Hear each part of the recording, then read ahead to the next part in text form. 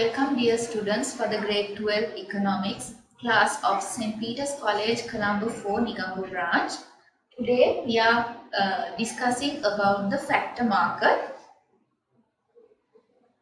So in this diagram you can recall what you have learned in the lesson number 1 regarding the factors of production. So there are 4 main factors of production.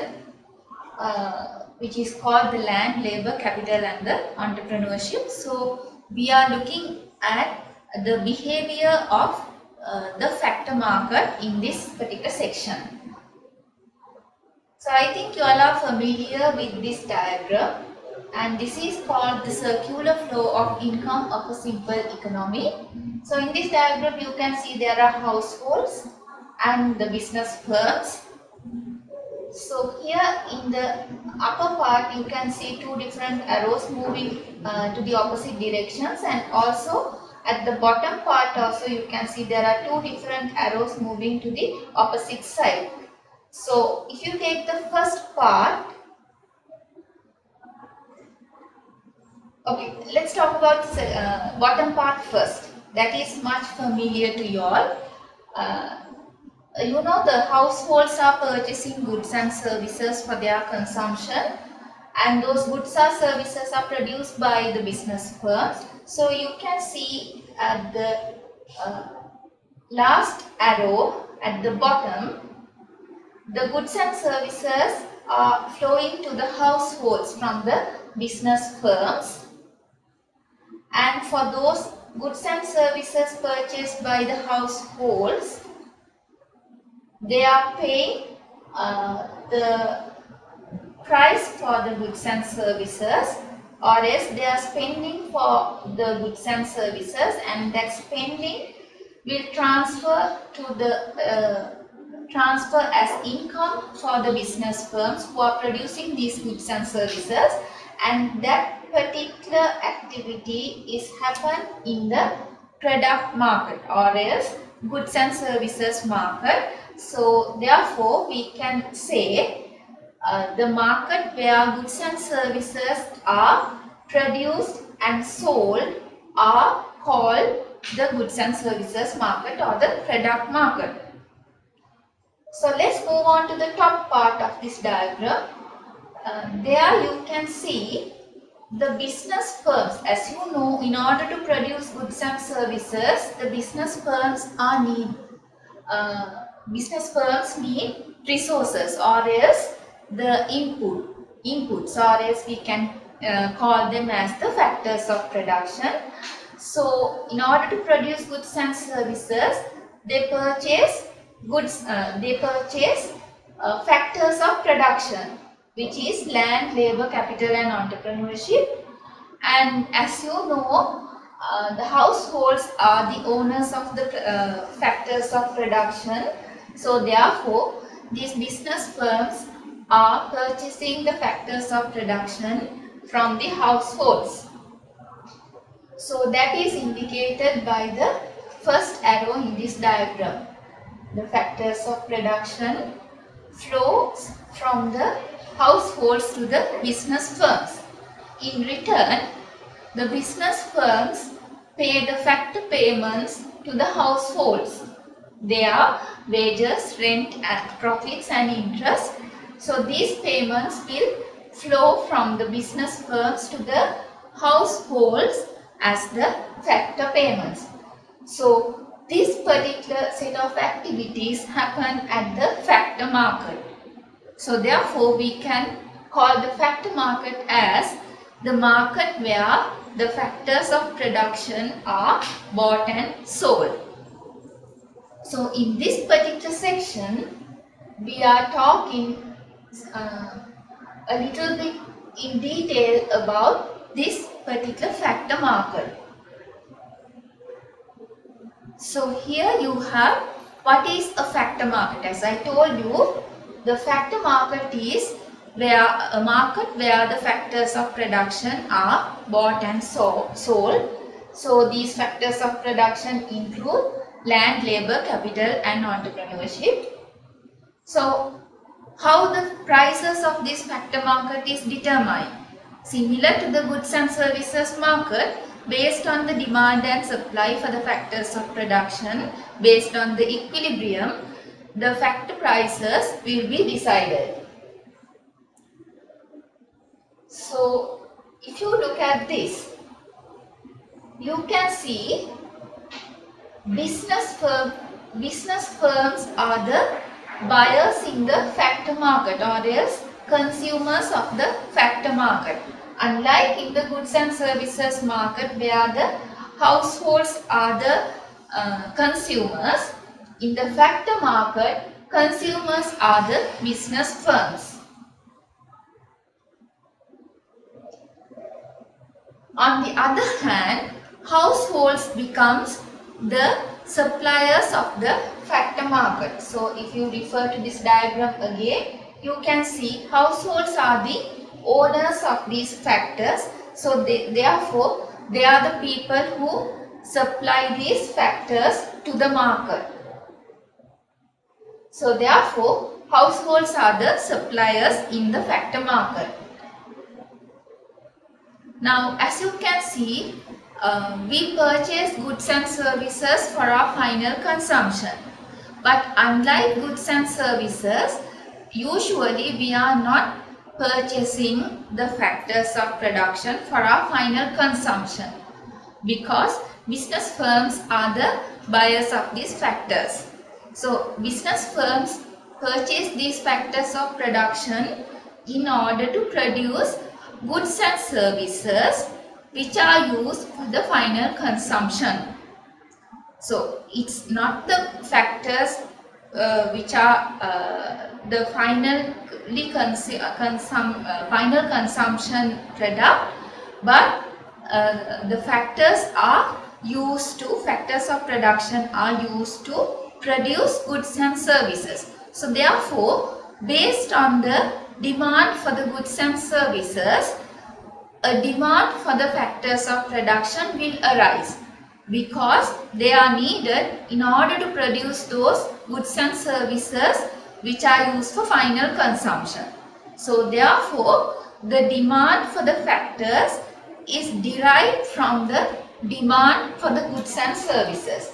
So therefore, we say that the factors of production have a derived demand, or else an indirect demand, not a direct demand, unlike the goods and services.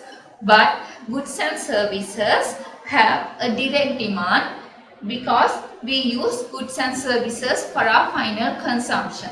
But the factors of production, they come into play in an intermediary activity. So therefore, they have a derived demand.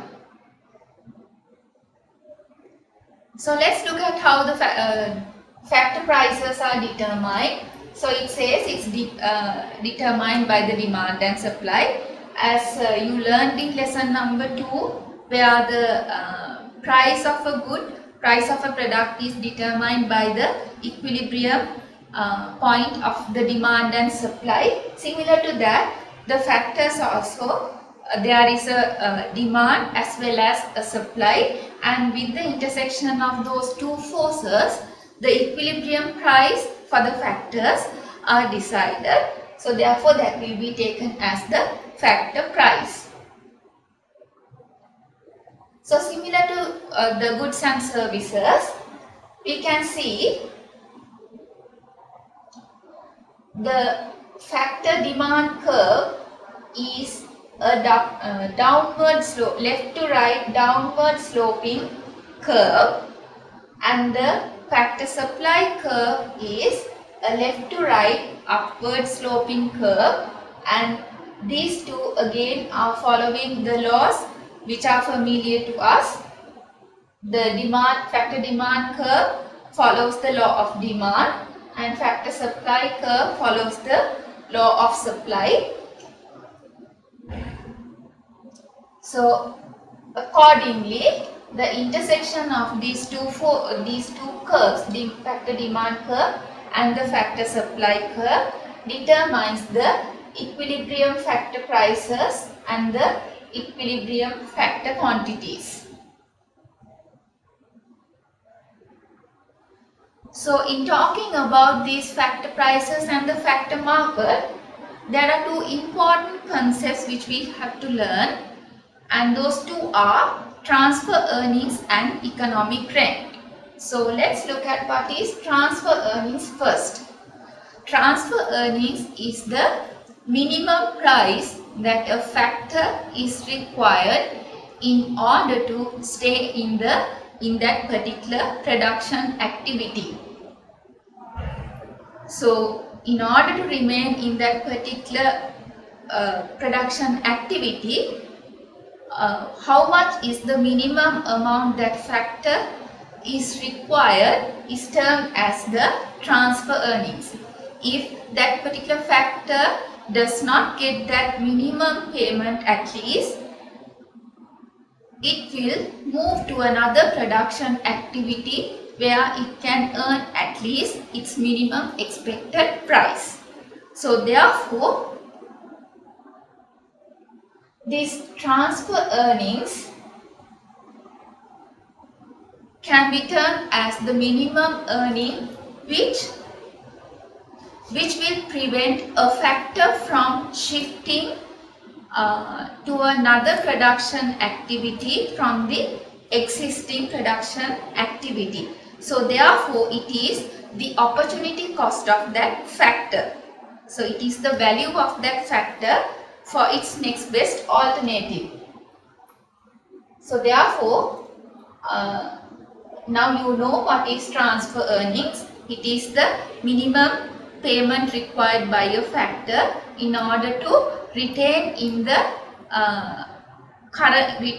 its current production activity, or else the opportunity cost of the factor.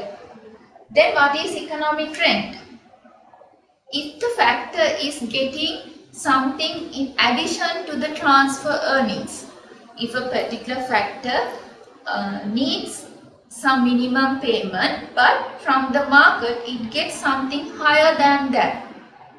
So there will be a difference between the actual payment that it gets from the market and its minimum expected level. So that difference of earnings will be referred to as the economic rent. So therefore, the economic rent is equal to the actual factor earnings minus its transfer earnings, or else the minimum expected earning. So let's look at how these two concepts are showing in a diagram. So if you look at this particular diagram, the factor supply is shown by the factor supply curve, and you can see the Q1 quantity of labor is willing to supply at W1 wage level, right? Q2 quantity of labor is willing to supply at W2 wage level. Q3 quantity of labor is willing to supply at W3 wage level. So therefore, the area of the triangle below the supply curve, below the factor supply curve, shows the transfer earnings. That is the minimum amount required by that particular factor to stay in this particular production activity. However, the total earnings received by this particular factor, for Q1 quantity, it receives W1 wage level. So therefore, the total earnings will be the area of this square. So therefore, the area of the triangle above the supply curve shows the economic trend, because it expects only the blue color area, but it receives both. So therefore, the brown colored area will be an addition to this factor, additional payment to this factor. So therefore, the area of the triangle above the supply curve is called the economic rent, and that is colored in brown in this particular diagram. So therefore, the total earnings of this particular factor can be divided into both transfer earnings as well as economic rent.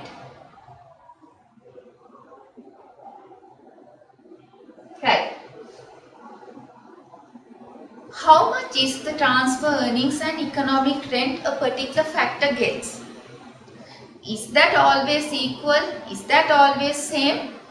No, because as you know, the supply elasticities can be different in different situations. So based on the elasticity of factor supply, the amount of transfer earnings and economic rent varies. So let's look at how these two earnings will vary based on the factor elasticities. So first we'll take a unitary elastic factor supply. So as you know, the unitary elastic means the percentage change in factor prices is equal to the percentage change in factor quantities supplied, right? So the responsiveness of the factor quantity supply is equal to the change in its price. So therefore, if the factor supply is unitary elastic, the total factor earnings comprises of both transfer earnings and economic rent, and the special characteristic here is the transfer earnings is exactly equal to the economic rent. So if we take the figures, both figures are equal, and that particular characteristic can be seen only in unitary elastic factor supply. What if the factor supply is perfectly elastic? Perfectly elastic means at a given price, the factor suppliers are willing to supply any quantity. Okay, so they will not be getting any additional amount than they know about the market price. So therefore, this will be their minimum expectation. So in that case, the total factor earnings comprises of only the transfer earnings, which is the minimum amount required by that particular factor to stay in the market. So therefore, you can see the economic rent is 0 in this particular type of elasticity, perfectly elastic supply. If this factor supply is perfectly inelastic, which means regardless of the price, the suppliers will supply only a fixed quantity. Either they get a higher price or lower price, they won't change the quantity supply at all. So they do not consider about the price in this case. So therefore, they don't worry about any minimum amount for their factor supply. In that case, whatever the price received by this factor or else whatever the earnings by this factor can be considered as an additional earning or else the economic rent. So therefore, the total factor earnings comprises of only the economic rent, and in that case the transfer earnings is 0. Then let's look at if the factor supply is elastic. The quantity is responding faster than the change in price. So here we can see the total factor earnings comprises of both economic rent and the transfer earnings. But you can see the transfer earnings is greater than the economic rent here. Then the last type, we have the inelastic supply. Here you have the inelastic supply curve for the factors. And in that particular case, again the total factor earnings comprises of both transfer earnings as well as economic rent. But here the transfer earnings is less than the economic rent. So with that we have come to the end of the lesson number 4 of the grade 12 syllabus. So I will be meeting you again in our next lesson, which is the national accounting. So thank you very much and may God bless you all.